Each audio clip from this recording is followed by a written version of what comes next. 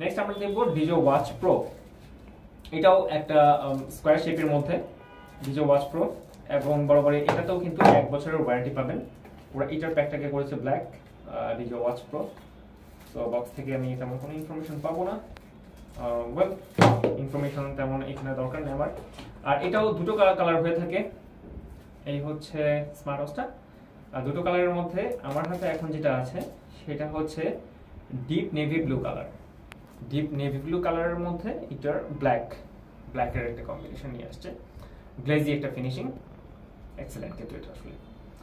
আর এটার ব্ল্যাকের সাথে ব্ল্যাক স্ট্র্যাপ ওইটাও একটা আছে, আপনারা চাইলে ওইটাও নিতে পারেন। সো দুইটাই কিন্তু আমাদের টেকডেনের কালেকশনে আছে, তো আপনারা যেটা চাবেন সেটাই কিন্তু পাবেন আমাদের টেকডেন থেকে। তো এটা তো আপনারা 1 বছর ওয়ারেন্টি পাবেন।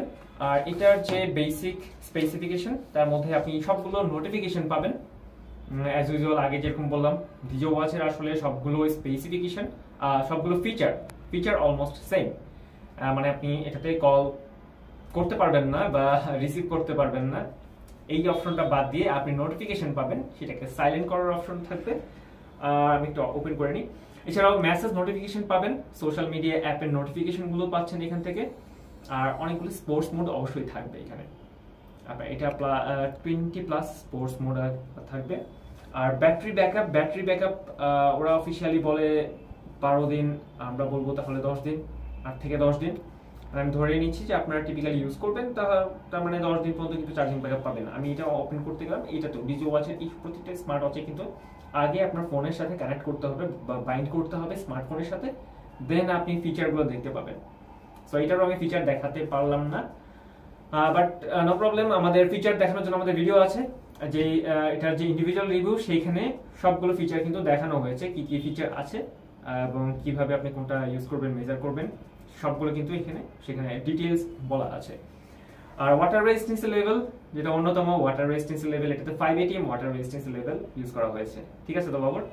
হ্যাঁ, 5 ATM, মানে শুধুমাত্র ডিজে ওয়াচ ছাড়া কিন্তু ওয়াচ 2 এবং ওয়াচ প্রো দুটোতে আমরা 5 ATM ওয়াটার রেজিস্ট্যান্স লেভেল পেলাম। এনিওয়ে, এটার প্রাইস হচ্ছে 5,500 টাকা, মানে 5,490 টাকা, 10 টাকা কম আর কি।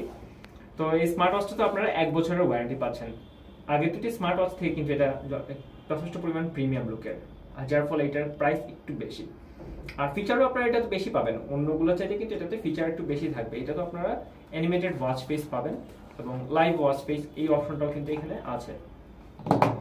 এছাড়া অন্যতম একটা অপশন যেটা স্মার্ট ওয়াচে আমরা যেটা করি সাধারণত জিপিএস বলা হয়, যে জিপিএস ট্র্যাকার। সব স্মার্ট ওয়াচে কিন্তু জিপিএস ট্র্যাকার থাকে না, বাট আপনারা কতটুকু ডিস্টেন্স যাচ্ছেন সেটা কিন্তু স্মার্ট ওয়াচ মেজার করে দেয়। তাহলে সেটা কিভাবে মেজার করে? আপনার স্মার্ট ওয়াচটা কিন্তু স্মার্টফোনের সাথে বাইন্ড করা থাকে, তো আপনি স্মার্টফোন থেকে জিপিএস নিয়ে সে কিন্তু এখানে শো করবে যে আপনি কতটুকু দৌড়ালেন বা কত কিলোমিটার হেঁটে গেলেন।